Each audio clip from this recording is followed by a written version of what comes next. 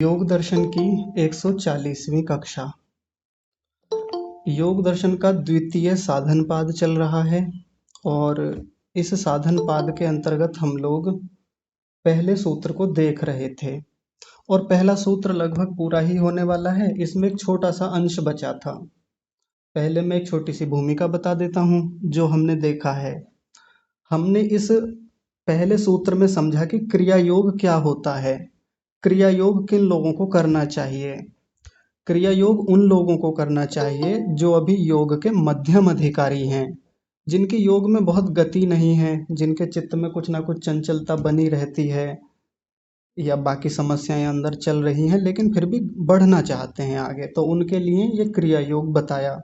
क्रिया योग में 3 चीजें हैं, एक तो तप है, दूसरा स्वाध्याय है और तीसरा ईश्वर प्रणिधान है। तो हमने इन तीनों चीजों को विस्तार से देखा। व्यवहारिक जीवन में हम कैसे तप करें, कैसे स्वाध्याय करें और ईश्वर प्रणिधान कैसे करें, इस पर लंबी बातचीत हमारी हुई है। तो अंतिम हिस्सा जो था ईश्वर प्रणिधान, ये होता क्या है, अपनी सभी क्रियाओं को परम गुरु परमात्मा को अर्पित कर देना, ये ईश्वर प्रणिधान कहलाता है। इस पर हमने खूब विस्तार से बात की थी कि कैसे सभी क्रियाओं को परमात्मा को अर्पित करें। अब इसमें बस एक छोटी सी बात बच रही थी, इसको पूरा करके यदि आपके प्रश्न होंगे तो फिर उन प्रश्नों को हम लेंगे। तो देखिए, अंत में एक बात बची थी, तत्फल संन्यासो वा। बहुत महत्वपूर्ण बात है। कहने को तो बस एक शब्द में निपटा दिया, लेकिन इसमें बहुत गहरा रहस्य है। तत्फल संन्यासो वा। तत् का मतलब है वो जो पीछे क्रियाएं हमने की हैं, अपने जीवन में जितने कर्म किए हैं, उन सभी कर्मों का जो फल है, तत्फल, उनका जो फल है, उनको क्या करें, उसका संन्यास कर दें। संन्यास करने का क्या मतलब है, तो पहले संन्यास शब्द को समझ लेते हैं, फिर कैसे संन्यास करना है उदाहरणों से समझेंगे। तो संन्यास शब्द आप लोगों ने सुना होगा, खूब रोचक है, खूब व्यापक है, प्रसिद्ध शब्द है। कहाँ प्रसिद्ध है, तो जो हमारी आश्रम परंपरा है उसमें चौथा आश्रम जो है वो संन्यास आश्रम होता है। बड़े ध्यान से समझेंगे, बहुत काम की बातें हैं इसमें। पहला आश्रम ब्रह्मचर्य आश्रम, दूसरा गृहस्थ आश्रम, तीसरा वानप्रस्थ और चौथा संन्यास आश्रम। सबसे अंत में यह आश्रम आता है। पहले जिस व्यक्ति ने ब्रह्मचर्य काल में खूब विद्या को पढ़ा, चिंतन मनन किया और अच्छे से उस विद्या को जीवन में धारण किया, फिर वो विद्या पढ़ के गृहस्थ में गया, सब प्रकार के सुखों को देखा, भोगों को भोगा, उसने संतानों का निर्माण किया, लोगों को समझा, संसार को समझा, बाकी पदार्थ विद्या को समझा, भौतिक विज्ञान को समझा, जो विद्याएं पढ़ी थी उनका व्यवहारिक जीवन में प्रयोग देखा। कुल मिलाकर बात यह है। फिर वानप्रस्थ में गया, यानी गृहस्थ के कर्तव्य पूरे करके उसे छोड़ करके फिर वन में चला गया, आश्रम में चला गया। अब जो जीवन का अनुभव रहा, जो पढ़ाई की थी, सब कुछ किया था, अब उसको वो चिंतन मनन करता है, निधिध्यासन करता है, एकांत में बैठ करके साधना करता है। जब उसकी साधना परिपक्व हो जाती है, खूब मथ लिया है अच्छे से, खूब विद्या अर्जित कर ली है, उसके बाद फिर वो संन्यास लेता है। और संन्यास लेने का मतलब है कि वो सब कुछ छोड़ करके समाज के ही कल्याण के लिए और अपने कल्याण के लिए निकल जाता है। संन्यास में एक बड़ी मुख्य बात है कि छोड़ देना। संन्यास का अर्थ ही ये होता है छोड़ देना, छूट जाना। क्या छूट जाना या क्या छोड़ देना, तो अब तक जो संसार था, जो संसार में सुख भोग थे, जो सांसारिक इच्छाएं थीं, वो छोड़ दी हैं। अब उसको धन नहीं चाहिए। अपने आजीविका के लिए धन चाहता है, बिल्कुल चाहता है, लेकिन जो सुख भोग के लिए, ऐश्वर्यों के भोग करने के लिए जो अब तक धन कमाता था, धन अर्जित करता था, या जो प्रसिद्धि की कामना करता था, उसकी प्रसिद्धि दूर दूर तक हो, अब उनको नहीं चाहता, उनको छोड़ दिया। ये होता है संन्यास का अर्थ। तो यहाँ भी वैसा ही मामला है कुछ। यहाँ भी जब कोई व्यक्ति कर्म करता है तो कर्म करने के पीछे कोई ना कोई कामना जरूर होती है। हम भी अपने दैनिक जीवन में जितने क्रियाएं कर रहे हैं, कर्म कर रहे हैं, उनके पीछे कोई ना कोई इच्छा, ऐषणा बनी रहती है। और कोई बुरी बात भी नहीं है, ऐषणाएं तो जीवन भर लगी ही रहती हैं। हम नौकरी करते हैं तो नौकरी करने के पीछे भी एक कामना रहती है कि हमको पैसा मिले, धन आए हमारे पास। कोई व्यक्ति यूट्यूब कंटेंट बनाता है, यूट्यूब पर वीडियो बनाता है, उसकी कामना रहती है कि वो यूट्यूब से धन अर्जित करे और उसकी खूब प्रसिद्धि हो। ये इसके अलावा सामाजिक काम करते हैं तो वहाँ भी एक कामना होती है कि हमको कुछ ना कुछ चाहिए वहाँ से। परोपकार के काम करता है व्यक्ति तो वहाँ एक कामना होती है कि मुझको पुण्य मिले, मैं पुण्य अर्जित करूँ, ऐसी एक कामना रहती है। लेकिन यहाँ ईश्वर प्रणिधान करने वाला व्यक्ति इस प्रकार की जितनी लौकिक कामनाएं हैं उनको सबको छोड़ देता है, कोई कामना नहीं बचती उसकी। ये होता है ईश्वर प्रणिधान।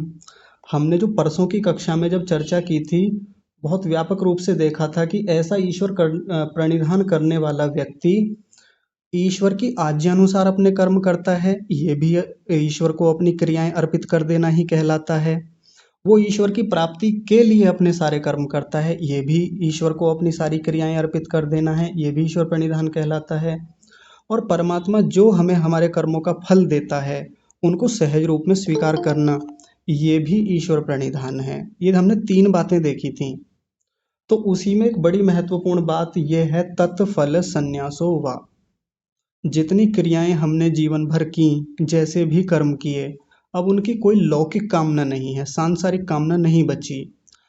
अब ऐसा तो हो नहीं सकता कि कोई जीवात्मा कामना ही ना करे।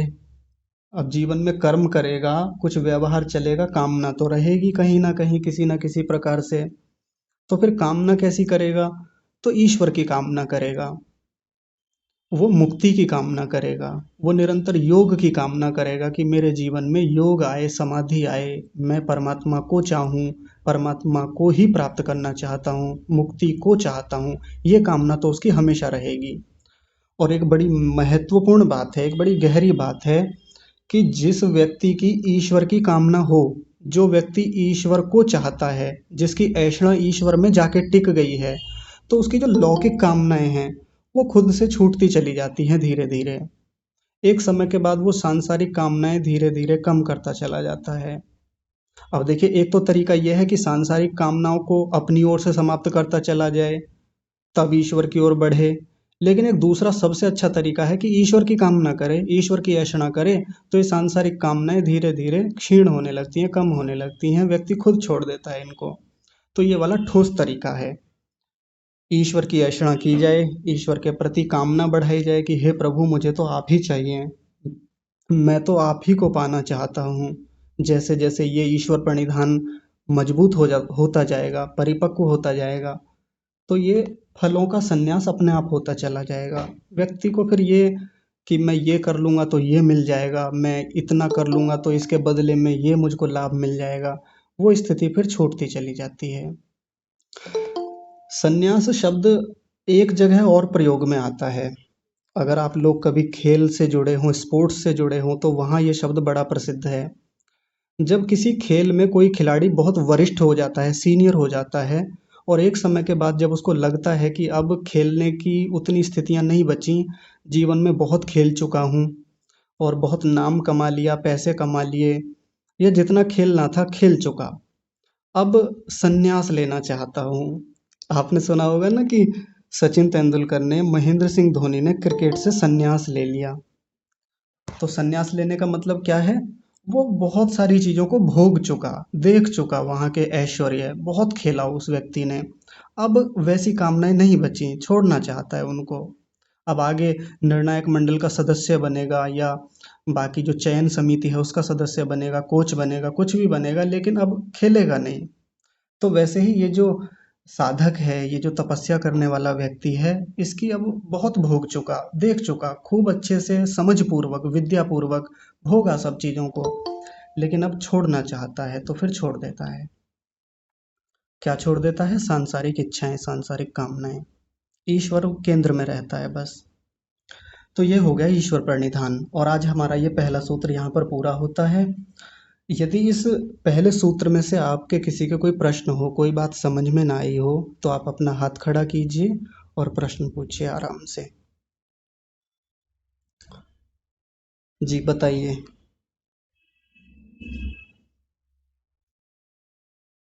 हाँ जी। तो श्रीमान राजवीर महोदय जी, आप बताइए। नमस्ते आचार्य जी। नमस्ते आचार्य जी। जी, आपने इसमें जिक्र किया कि हिंसा नहीं करनी चाहिए। जी। अ, इस क्रिया योग में हिंसा का भी बहुत एक इम्पोर्टेंट रोल है। हाँ जी। तो हिंसा तो कुछ न कुछ तो होती ही रहेगी। अब घर में मक्खी मच्छर हैं तो उनको तो मारना ही पड़ता है। हाँ जी। या हम जैसे वेजिटेरियन आदमी भी अगर दूध दही घी खाता है जी। तो वो भी सब पशुओं से आता है, तो वो पशुओं के बच्चों को जो चीज मिलनी चाहिए उसको छीनकर हम वो ले रहे तो हिंसा तो हो ही गई। हाँ जी। तो इसके बारे में क्या कहेंगे? हाँ जी। देखिए वैसे तो मैंने वहाँ बहुत छोटा-सा प्रसंग रखा था, यहाँ अभी हिंसा और अहिंसा की चर्चा नहीं थी। वो तो कुछ बात अलग चल रही थी, तो मैंने एक संक्षेप में रख दिया था कि हिंसा अ, होने के चांस रहते हैं खेती करते समय या बाकी व्यवहारों में। तो वैसे तो हिंसा और अहिंसा का प्रकरण आगे आएगा जब हम यम नियमों की चर्चा करेंगे, वहाँ विस्तार से बात करेंगे और ये बात भी आएगी कि दैनिक जीवन में ना चाहते हुए भी बहुत प्रकार की हिंसाएँ होती हैं। और आप तो मकड़ी, मच्छर, चींटियों की बात कर रहे हैं, मैं ऐसी हिंसाएँ आपको बताऊँगा कि बहुत परेशान हो जाएँगे हम कि इतनी हिंसाएँ हमसे होती हैं दैनिक जीवन में, सच में आप इतने हैरान हो जाएँगे जान कर के। लेकिन फिर भी अभी संक्षेप में इतना ही बता देता हूँ कि हमको प्रयास करना चाहिए कि कम से कम हिंसा हो। जितना हम बाहर की चीज़ों पर निर्भर होते हैं, बाज़ार पर निर्भर होते हैं, तो वहाँ से तो संभावनाएँ ज़्यादा हैं कि हिंसा से युक्त चीज़ें हमारे पास आएँगी। यानी हमारा रोल कहीं न कहीं उस हिंसा में है। हमारा सहयोग, अनुदान, अनुमोदन कुछ न कुछ रहता ही है। इसलिए प्रयास करें कि अधिकांश चीज़ें हम अपने हाथ से करें। जब ज़्यादातर चीज़ें अपने हाथ से की जाती हैं, तो फिर हम सचेत रहते हैं, सजग रहते हैं, हिंसा कम से कम हो पाती है। तो पहला प्रयास तो ये कि हिंसा ना हो इसके लिए पूरा प्रयास करें और जहाँ हो रही है नहीं रोक सकते प्रयास करके देख लिए या हो हो ही जाती है तो फिर उसमें बेचैन नहीं होना चाहिए, परेशान नहीं होना चाहिए। परमात्मा की न्याय व्यवस्था में छोड़ देना चाहिए कि अब हो गई तो हो गई या हो रही है तो हो रही है। हमने तो अपनी ओर से पूरी ताकत लगाई, हमने तो समझपूर्वक, प्रयत्नपूर्वक खूब रोकने का प्रयास किया। अब सब आपकी न्याय व्यवस्था में समर्पित, आप जैसा चाहें इसका फल दें हमें, ऐसा करें। ठीक है जी। धन्यवाद आचार्य जी। हाँ जी, ठीक है। जी, विनोद यादव जी आप बताइए। हाँ आचार्य जी नमस्ते। नमस्ते जी। हाँ नमस्ते आचार्य जी। नमस्ते जी। हाँ महोदय, अभी भाई ने एक प्रश्न किया है कि जैसे पशुओं के दूध वगैरह के बारे में हाँ या जी। गाय का, उस पर आप कहो तो मैं एक दो लाइनें बता दूं कुछ, जी। आपकी जी, जी बताइए अनुमति ना। हो तो। हाँ, संक्षेप में बताइएगा। एक्चुअली क्या है ना, क्या हमारे, अच्छा ठीक है बता रहा हूँ। बहुत सारी चीजें, हमारा पूरा ज्ञान अधिक से अधिक वेदों के अंदर लिखा हुआ है, और वेदों के अंदर ये वेजिटेरियन और नॉन वेजिटेरियन ये नहीं है, उसमें भक्ष्य और अभक्ष्य ये है कि कौन सी चीज हमारे खाने के लिए, मनुष्य के लिए बनी है और कौन सी नहीं बनी है। तो ये वेजिटेरियन नॉन वेजिटेरियन कहीं बाहर से शब्द आए हुए हैं। तो भक्ष्य और अभक्ष्य में ये भक्ष्य चीजें होती हैं, जैसे हम गाय का दूध पीते हैं, वो हमारे लिए उत्तम प्रकृति का होता है। और इसी प्रकार से हिंसा के बारे में तो आपने बताई दी, उससे बढ़िया तो कुछ हो ही नहीं सकता वो सब कुछ। जी। हिंसा के बारे में हाँ जी। ये बताना चाह रहा हूँ भक्ष्य और अभक्ष्य के बारे में। हाँ जी।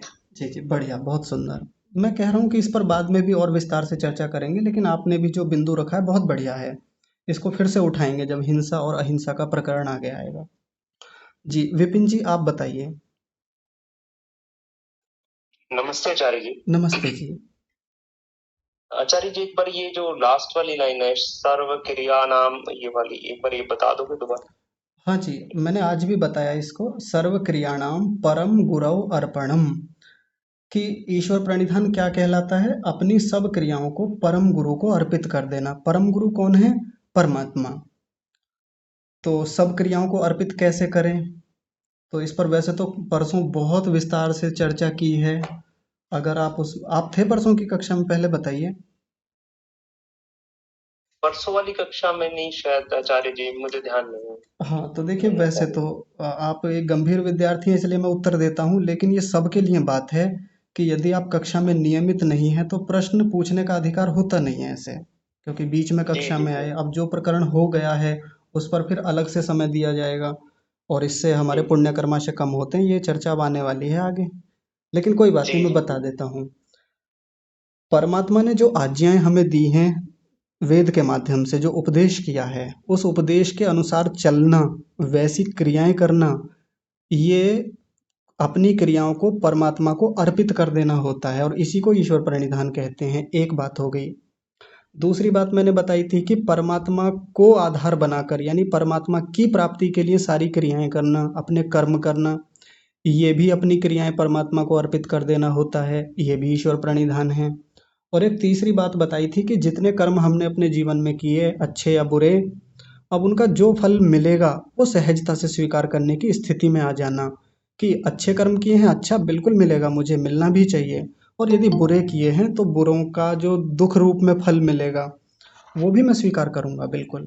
ये सहज स्थिति सबकी नहीं बनती, लेकिन जो व्यक्ति ऐसा बना के चलता है, नियमित इस आचरण में रहता है, ऐसी क्रियाएं करता है, तो वो भी अपनी सब क्रियाओं को परमात्मा को अर्पित करने जैसा ही है, और इसको भी ईश्वर प्रणिधान कहते हैं। तो ये 3 बिंदु मैंने बताए थे। ठीक है जी। जी आचार्य जी। आचार्य जी, फिर ये जो निष्काम कर्म है, इसका अर्थ यही हो गया इसी लाइन से? नहीं, निष्काम, हाँ इसमें ले सकते हैं उसको भी, लेकिन ये तत्फल संन्यासो वा, निष्काम कर्म तो ये हैं, लौकिक कामनाएं ना करना लेकिन परमात्मा की तो कामना करना, ये तत्फल संन्यासो वा निष्काम कर्मों की ओर ही संकेत करता है। जी जी आचार्य जी। तो आचार्य जी, तो कामना तो किसी चीज की भी होनी नहीं चाहिए। हाँ, ये बात तो आती। निष्काम होगा आचार्य जी। हाँ देखिए, निष्काम शब्द का जब अर्थ लिया जाता है तो हम सीधा यही ले लेते हैं, शब्द पर टिक जाते हैं और हम कहते हैं कि निष्काम का मतलब कि कोई कामना नहीं होनी चाहिए। देखिए, जीवात्मा कभी भी निष्काम तो हो ही नहीं सकता, असंभव है निष्काम होना, कि कामना रहे ही ना उसकी, क्योंकि इच्छा कामना उसका स्वाभाविक गुण है, कामना तो वो जीवन भर करेगा ही। लेकिन कामना, लौकिक कामना ना करना, इसको निष्काम भाव बोलते हैं। अब उसको बाकी लोगों की तरह धन अर्जित करने की कामना नहीं है, उसको बाकी लोगों की तरह प्रसिद्धि की कामना नहीं है, बाकी लोगों की तरह मित्र बनाने की, शिष्य बनाने की, फॉलोवर्स बढ़ाने की कोई कामना नहीं है। यानी तीनों ऐषणाएं जो होती हैं, पुत्रेषणा, वित्तेषणा और लोकेषणा, ये कामनाएं हट गई हैं, छूट गई हैं, इसको निष्काम भाव कहा जाता है।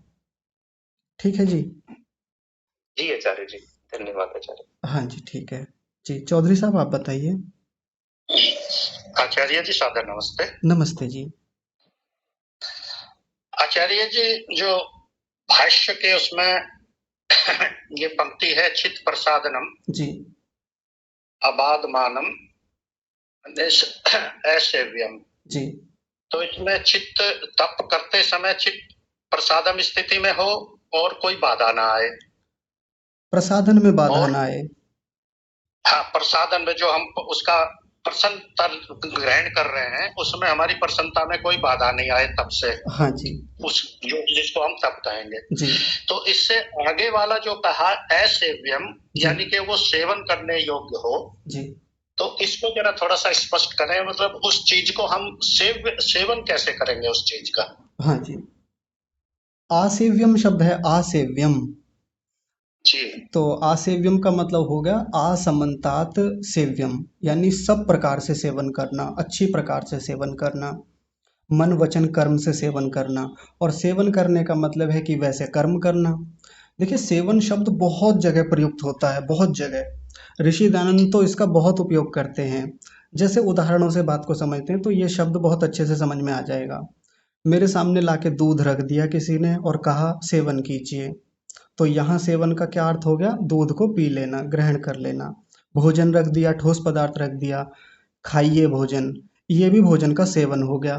किसी ने औषधि ला के रख दी, औषधि ले लीजिए, औषधि का सेवन कर लीजिए, औषधि को खा लीजिए, ये भी औषधि का सेवन हो गया। अब शास्त्रों में जो ये सेवन शब्द है, ये सेवन शब्द क्रिया करने के रूप में भी है, कर्म करने के रूप में भी है, मेहनत करने के रूप में भी है। तो मैं कोई कर्म कर रहा हूँ तो कर्म का सेवन कर रहा हूँ, मैं कहीं जा रहा हूँ तो जाने नाम की क्रिया का सेवन कर रहा हूँ, ऐसे भी सेवन शब्द का उपयोग होता है। एक सेवन शब्द आता है कि जब हम परमात्मा की उपासना करते हैं, जब हम परमात्मा के निकट होते हैं, जब हम परमात्मा का ध्यान कर रहे होते हैं, तो वो कहलाता है कि परमात्मा का हम सेवन कर रहे हैं, यानी उसके निकट जा रहे हैं, और या कहें कि उसके और पास बैठ रहे हैं, उसकी उपासना कर रहे हैं, ये भी सेवन के अर्थ में ही है। तो यहाँ सेवन का मतलब है कि वो जो तप किया जा रहा है, वो जो हम सहन कर रहे हैं चीजों को, वो जो कर्म किया जा रहा है सहने वाला कर्म, वो सेवन करना हो गया।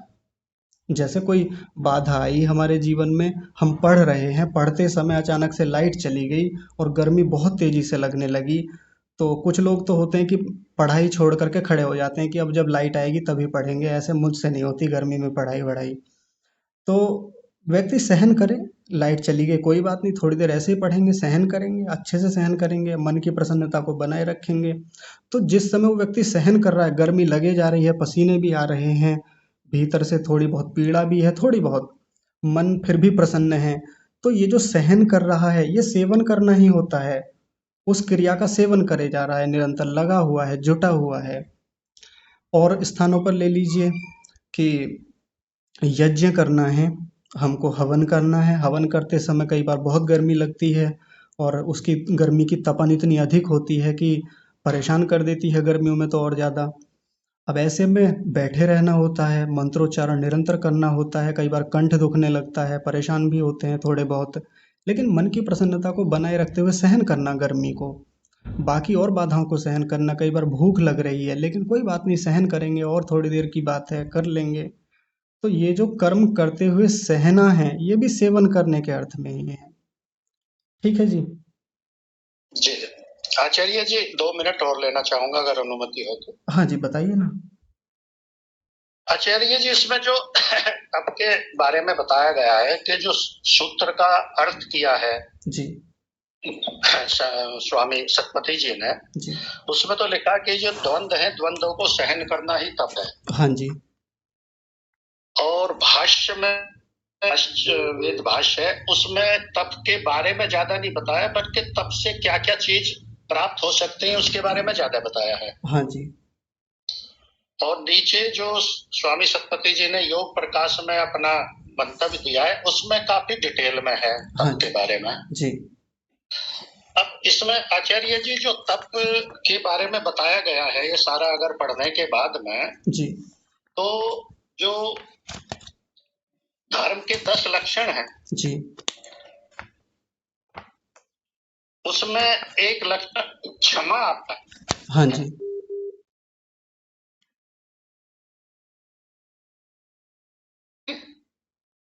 आपकी आवाज कट रही है। हाँ, आवाज आ रही है आचार्य जी? हाँ जी, अभी आ रही है, बोलिए।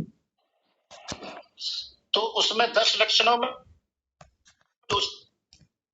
उस क्षमा की भी व्याख्या द्वंद्वों के ही, जैसे द्वंद्वों की यहाँ है ऐसे ही वहां भी क्षमा की व्याख्या की गई है। हाँ जी। और जब मुक्ति के जो 4 साधनों में षटक संपत्ति का प्रकरण आता है तो उसमें एक तितिक्षा आती है। हाँ जी। उस तितिक्षा की भी व्याख्या इन द्वंद्वों के ही सहन करने के बारे में बताई गई है। हाँ जी, बिल्कुल। तो क्या हम तप और क्षमा और तितिक्षा उनको भी हम तप के रूप में ही ले लेंगे, या कुछ उनका वहां प्रकरण अलग है तो कुछ अलग अर्थ निकलेगा? हाँ, मैं बताता हूँ। पहली बात तो जो आपने कही कि यहाँ तप की कोई परिभाषा महर्षि व्यास जी ने नहीं दी, हाँ बिल्कुल नहीं दी, लेकिन आगे प्रकरण आएगा तप का, जब यम नियमों की बात चलेगी तो वहाँ तप को विस्तार से देखेंगे अच्छे से, और तप के और भी लाभ वहाँ अलग रीति से बताए हैं। बाकी इसके अलावा जो आपने मनुस्मृति में जो धर्म के लक्षण बताए हैं, वहाँ क्षमा शब्द जो है वो बिल्कुल उसी अर्थ में ही है, क्योंकि जब व्यक्ति किसी को क्षमा करता है इसका मतलब कुछ ना कुछ वो झेल रहा है, सहन कर रहा है। किसी ने हमें गाली दी, किसी ने हमें कुछ बुरा भला बोल दिया, सहन कर गए। सहन करना वही तो हो गया, अपमान का सहन करना, मान का भी सहन होता है, हानि का भी सहन करना होता है, और क्षमा कर दिया जाता है सामने वाले को। तो बिल्कुल वो भी यही है, तप में ही आएगा, वो भी तप करना ही है। और जो ऋषि दयानंद ने नवम समोल्लास में मुक्ति के साधनों में जो षटक संपत्ति में जो तितिक्षा शब्द बोला है, जो आपने अभी बताया, वो तितिक्षा भी इसी रूप में है। तो तितिक्षा को खोलते हुए ऋषि दयानंद कहते हैं कि चाहे निंदा, स्तुति, हानि, लाभ कितना ही क्यों ना हो, परंतु हर्ष शोक को छोड़ मुक्ति साधनों में सदा लगे रहना, ये तितिक्षा कहलाता है। ऐसा ही तो लिखा है वहां पे। जी जी। हाँ जी। तो वो भी उसी सेंस में ही है, वहाँ भी व्यक्ति लाभ हानि निंदा स्तुति कुछ भी हो रहा है उसके साथ में सबको सहन करता है और निरंतर कहाँ लगाए रखता है अपने आप को, मुक्ति में, परमात्मा में या उन साधनों में, उन्हीं में अपने आप को लगाए रखता है। और यही बात यहाँ भी आई है ऐसी ही। ठीक है जी। तो आचार्य जी, मेरा पूछने का आशय ये था कि हम तितिक्षा और क्षमा को भी एक तरह से तप ही माने ना? हाँ जी बिल्कुल, तप ही है वो भी। जी जी, धन्यवाद जी ठीक है। आगे श्रीमान मोहनलाल आर्य जी, आप बताइए। ओम आचार्य जी नमस्ते। नमस्ते जी। आचार्य जी, मैं ये ईश्वर प्रणिधान के संदर्भ में ही जानना चाह रहा था जी। जो भी हम ये लौकिक कामनाएं हैं और लौकिक कामनाओं के लिए जो हम लौकिक क्रियाएं करते हैं जी। उन क्रियाओं को हम यदि ईश्वर के अर्पित कर दें, पहले ऐसा भाव बनाएं, पहले मुख से बोलें और मुख से बोलने के बाद में फिर अंदर से ऐसा हम भाव बनाएं कि हे ईश्वर, ये जो हम कार्य कर रहे हैं ये कार्य अपने लिए ना करके और ये आपकी प्राप्ति के लिए कर रहे हैं, तो ये क्या ईश्वर प्रणिधान में आएगा या नहीं? बिल्कुल आएगा जी, एकदम आएगा। और आपने बिल्कुल ठीक बोला है, ऐसे ही करना चाहिए।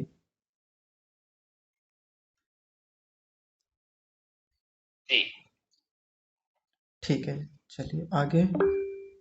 विपिन जी फिर से कुछ कह रहे हैं, बताइए।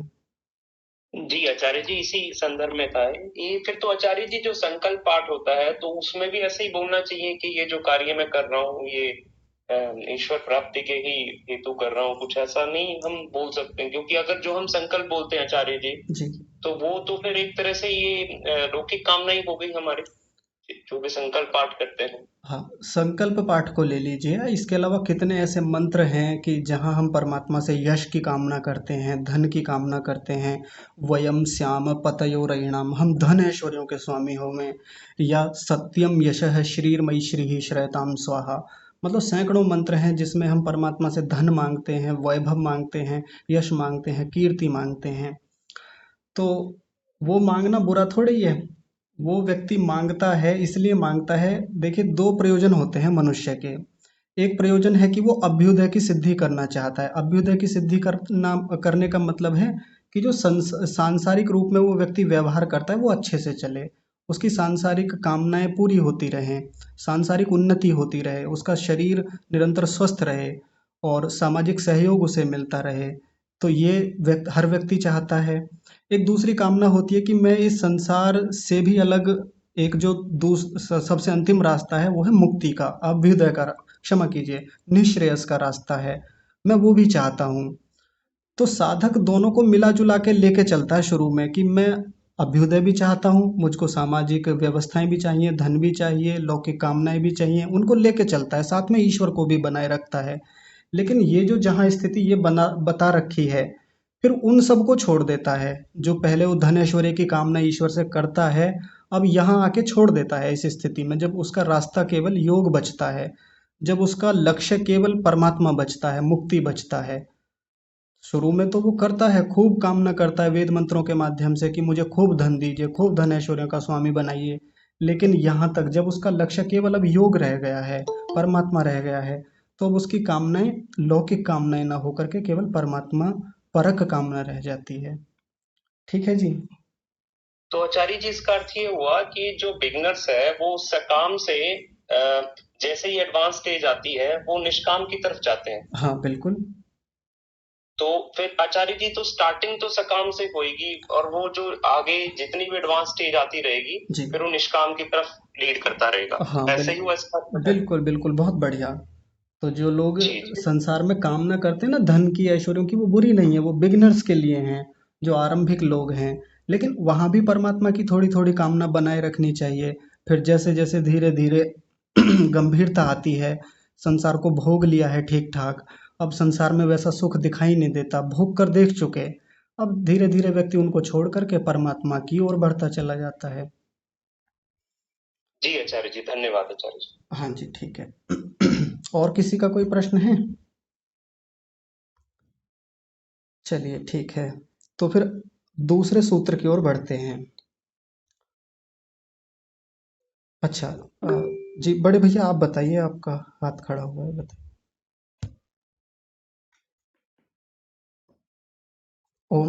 नमस्ते आचार्य जी। नमस्ते जी। जी इसमें व्यास भाष्य दिखाना जरा। हाँ जी।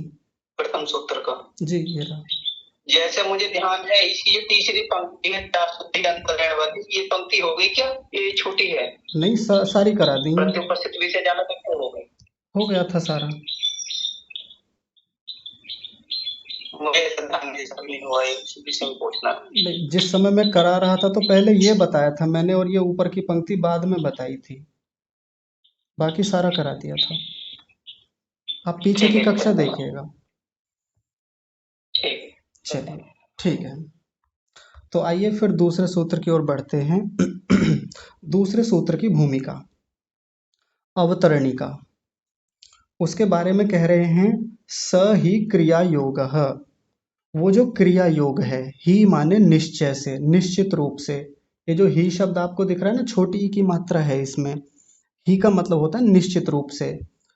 तो ये सूत्र को पूरा करने के लिए ही महर्षि व्यास जी ने अपनी ओर से बात लिखी कि वो जो क्रिया योग है उससे क्या होता है, यानी उसका लाभ क्या है, उससे क्या सिद्धियां होती हैं, उस बात को बता रहे हैं। तो स ही क्रिया योगः, और उसके बाद ये दूसरा सूत्र जुड़ जाएगा, ऐसे लगा लेंगे। तो पहले सूत्र को देखते हैं फिर समझेंगे। देखिए सूत्र है समाधि भावनार्थः क्लेश तनु करणार्थश्च। पहला शब्द है समाधि भावनार्थः। इसमें दो शब्द हैं, एक तो समाधि और दूसरा है भावनार्थः। और फिर इसके बाद में है क्लेश तनु करणार्थश्च। क्लेश तनु करणार्थश्च।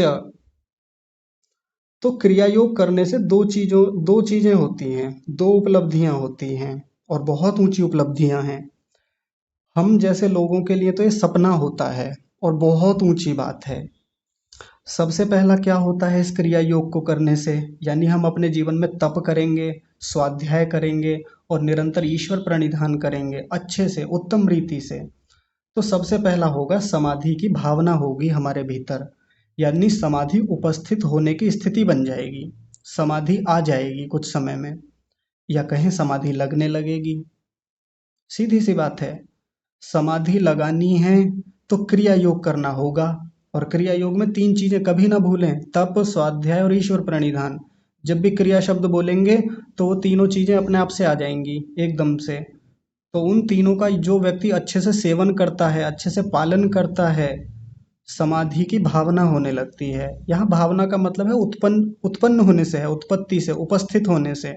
समाधि बहुत जल्दी उपस्थित हो जाती है ऐसे व्यक्ति की। एक दूसरा लाभ बताया, और ये अपने आप में एक बहुत बड़ा लाभ है। अंत में एक शब्द है च, च माने और क्या होता है दूसरा बताया, क्लेश तनु करणार्थश्च, यानी क्लेश तनु हो जाते हैं उसके, हमारे भीतर क्लेश हैं। उन क्लेशों की चर्चा कल से शुरू हो जाएगी। पिछले पाद में उन क्लेशों की कई बार चर्चा आई।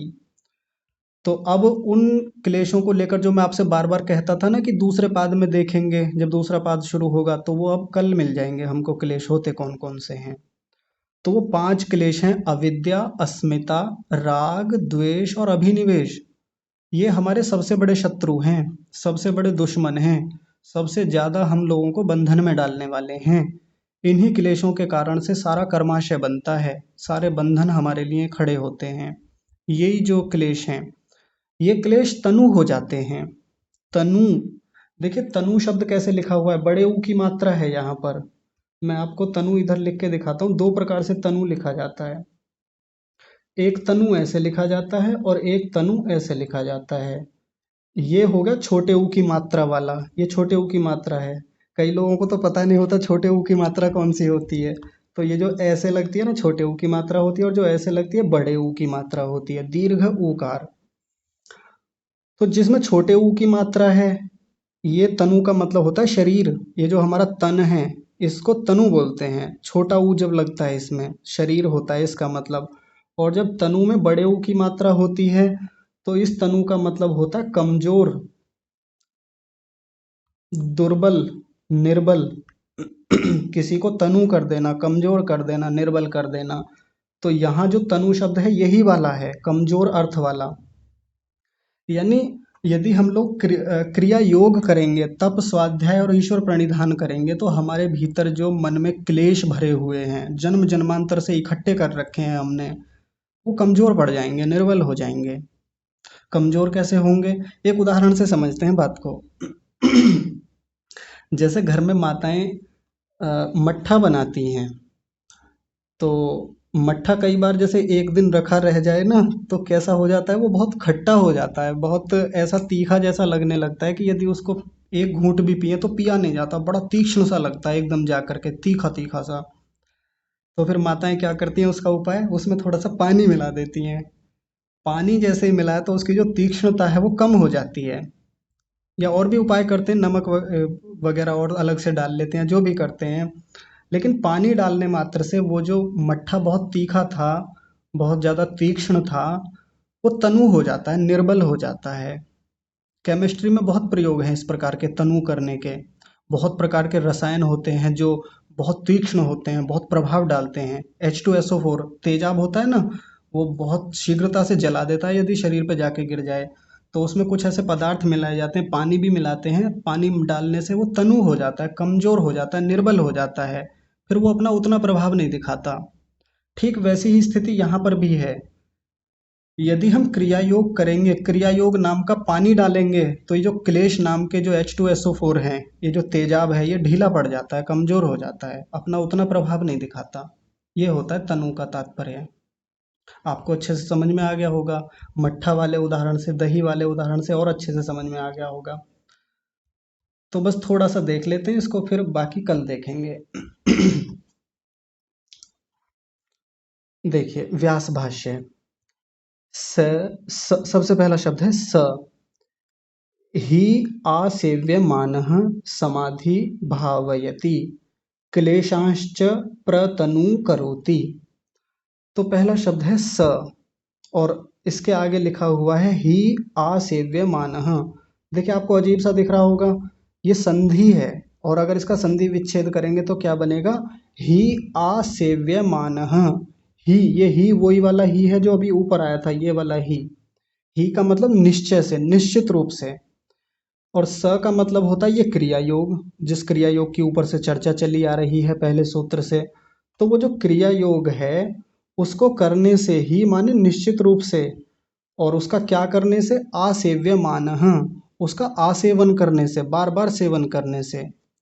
देखिए आसेव्यमानः शब्द लिखा हुआ है, और आसेव्य में एक शब्द है आ, ये आ। इस आ का क्या मतलब होता है? आ का मतलब होता है असमन्तात। आ शब्द को जहां भी संस्कृत में खोलते हैं तो इसका मतलब होता है असमन्तात, और असमन्तात का भी मतलब होता है मनसा वाचा कर्मणा, सर्व प्रकारेण, सब प्रकार से, यानी मन से भी, वचन से भी और कर्म से भी। जैसे आपने एक शब्द सुना होगा आचमन। आचमन में दो शब्द हैं, एक तो आ होता है और दूसरा होता है चमन।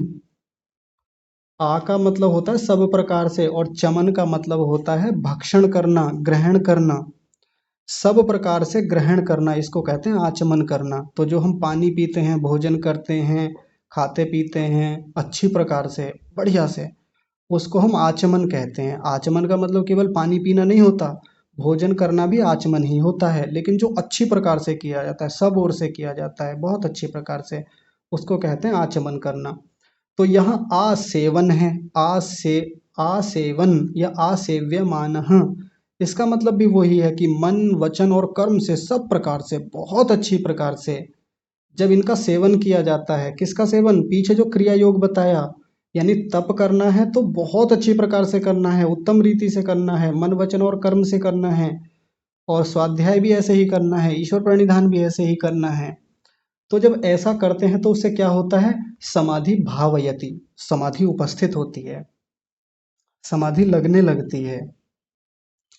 तो पहली बात तो वही बता दी जो ऊपर बताई थी सूत्र में, सूत्र को ही तो खोला जा रहा है यहाँ पे। और दूसरा क्या होता है, जब उसका हम अच्छी प्रकार से सेवन करते हैं क्रिया योग का, तो क्लेशांश च माने और, क्लेशाम, ये जो क्लेश हैं वो क्या होते हैं, प्रतनु। अब देखिए ऊपर तो तनु शब्द था, यहाँ प्रतनु लिख दिया, प्र उपसर्ग लगा दिया। प्र का मतलब होता है प्रकर्ष रूप से, यानी बिल्कुल अच्छी प्रकार से, बहुत बढ़िया तरीके से, तनु हो जाते हैं, कमजोर पड़ जाते हैं। यानी कोई ढिलाई नहीं रहती, कोई ऐसा नहीं रहता कि तनु होने से बच गए हों क्लेश हमारे। सब प्रकार से क्लेश तनु हो जाते हैं, निर्बल हो जाते हैं, दुर्बल हो जाते हैं। यानी वो एक ऐसी स्थिति में आ जाते हैं कि अब वो अपना उतना प्रभाव नहीं दिखाएंगे जितना पहले दिखाते थे। उदाहरण से बात को समझते हैं कि मान लीजिए किसी व्यक्ति का किसी से कोई दुश्मनी थी, पहले द्वेष था। द्वेष भी तो एक क्लेश होता है ना, अभी समझेंगे हम। 5 प्रकार के क्लेशों में द्वेष भी एक क्लेश है। तो जब किसी से दुश्मनी होती है, दुश्मनी तो खत्म हो गई पहले ही, 2 साल हो गए, 3 साल हो गए, अब दुश्मनी बची नहीं, संबंध खत्म हो गए, वो भी दूर चला गया, हम भी दूर आ गए उससे। लेकिन भीतर एक क्लेश रह गया, संस्कार रह गए। अब जब भी उस व्यक्ति की कहीं फोटो दिख जाए, कहीं उसकी वीडियो दिख जाए, या उसकी याद आ जाए, उससे संबंधित कोई बात हो रही हो कहीं पे, मन खिन्न हो जाता है। मन एकदम अचानक से वो उसी गुस्से में चला जाता है फिर से। उस व्यक्ति ने ये नुकसान किया था, उस व्यक्ति ने ये किया था, उस व्यक्ति ने बड़ा नुकसान कर दिया था हमारा, बड़ा बदतमीज था, जहाँ मिल जाएगा तो अब के ये कर देंगे, इस बार मिले तो सही, अब के देखेंगे उसको। तो ये वो जो क्लेश है, द्वेष नाम का जो क्लेश है, उसके संस्कार हैं भीतर। वो क्लेश अभी विद्यमान है, अपने पूर्ण प्रचंड रूप में है, बार बार उठता है, बार बार गुस्से की भावनाएं, फिर से द्वेष, बदला लेने की भावना, प्रतिकार की भावना जागृत होती रहती है। लेकिन जो व्यक्ति क्रिया योग करता है, वो यदि क्रिया योग को अच्छे से सेवन करेगा, आसमंतात सर्व प्रकारेण मनसा वाचा कर्मणा, मन वचन और कर्म से क्रिया योग का जो सेवन करता है ना, तो उसका ये क्लेश तनु हो जाएगा, कमजोर पड़ जाएगा। वो व्यक्ति सामने भी आ जाएगा ना तो फर्क नहीं पड़ेगा। जिस व्यक्ति ने बहुत नुकसान पिछले दिनों हमारा कर दिया था, वो व्यक्ति सामने भी आके खड़ा हो जाए ना, अब उसके बारे में वो बुरे विचार आएंगे भी नहीं, क्योंकि भीतर से क्लेश को ही हमने कमजोर बना दिया। खड़े रहो सामने, कोई फर्क नहीं पड़ रहा है, क्योंकि तप इतना किया है हमने अपने जीवन में, स्वाध्याय इतना कर लिया, ईश्वर प्रणिधान इतना कर लिया, अब सामने वाले के कहने का फर्क नहीं पड़ता। ईश्वर प्रणिधान में जो व्यक्ति रहता है, जिसने स्वाध्याय जमकर किया है अच्छे से, जिसने तप कर रखा है, चीज़ों को सहन करना सीख लिया है, अभ्यास किया है निरंतर लगातार, वर्षों तपाया है अपने आप को, तो सामने वाला व्यक्ति खड़ा रहे सामने, कितनी भी वो विकट से विकट परिस्थितियां खड़ी कर दे, उतना अंतर नहीं आता। फिर ये होता है क्लेशों का तनु हो जाना। और ये तो मैंने एक उदाहरण दिया है केवल द्वेष का। राग के अपने बहुत गहरे संस्कार हैं भीतर, अविद्या के हैं, अस्मिता के हैं, अभिनिवेश के हैं। ये 5 क्लेश हैं, बहुत परेशान करते हैं, दैनिक जीवन में बहुत हमारी हानि करते हैं। इन्हीं में उलझे रहते हैं, पूरा जीवन इन्हीं में चला जाता है हमारा, और इन्हीं को आधार बना करके सारे कर्म हमारे चलते रहते हैं। पूरा जीवन भर दुखी होते रहते हैं, और आगे के जन्मों के लिए भी और चीजें खड़ी कर लेते हैं इन्हीं से। बंधन बंधन बंधन चलता ही रहता है। इतने खतरनाक होते हैं ये क्लेश। तो जो व्यक्ति अच्छे से क्रिया योग को कर लेता है, उसके ये क्लेश प्रकर्ष रूप से तनु हो जाते हैं, यानी बहुत अच्छे प्रकार से, बढ़िया से, इतने कमजोर बना देता है उनको। और भी बहुत उदाहरणों से हम देखेंगे कि कैसे कैसे क्लेश हमको परेशान करते हैं, और कैसे उनको कमजोर बनाएं हम अपने जीवन में, या कैसे वो कमजोर हो जाते हैं अपने आप से जब हम क्रिया योग करते हैं। तो जो पिछले सूत्र में हमने ये क्रिया योग देखा, जिस पर हमने 4 दिन लगाए हैं, और आज का भी दिन लगा है इसमें, तो इसको हल्के में नहीं लेना चाहिए। यदि हमारे जीवन में तप करने का अवसर आता है, स्वाध्याय के अवसर अभी मौजूद हैं, खूब अनुकूलताएं हैं, और ईश्वर प्रणिधान करने की अच्छी स्थिति है, हमारा शरीर ठीक ठाक काम कर रहा है, अवसर है, समय मिल रहा है, तो क्रिया योग को तो बहुत अच्छे से सेवन करना चाहिए। नहीं तो बंधन तो जीवन भर चलते हैं, ये आगे जन्म जन्मांतर तक ऐसे ही बंधन चलते ही रहेंगे। फिर जन्म लेंगे, फिर मरेंगे, फिर कितनी योनियों में भटकते रहेंगे। ये क्रम तो ऐसे ही चलता रहेगा। यदि उस क्रम को काटना है, तोड़ना है, तो उसके लिए क्रिया योग आरंभ करना ही चाहिए हम लोगों को। तो समय तो हो गया है, आज की चर्चा को यहीं विराम देते हैं। आप सब लोग बड़ी गंभीरता से जुड़े रहते हैं और बड़ी उत्तम रीति से विषय को समझ रहे हैं। आपका मैं बहुत धन्यवाद करता हूँ। विशेष रूप से तो धन्यवाद परमात्मा का, जिन्होंने ये उत्तम विज्ञान हमको प्रदान किया। आज की कक्षा को यहीं विराम। आप सभी को सादर प्रणाम। ओम।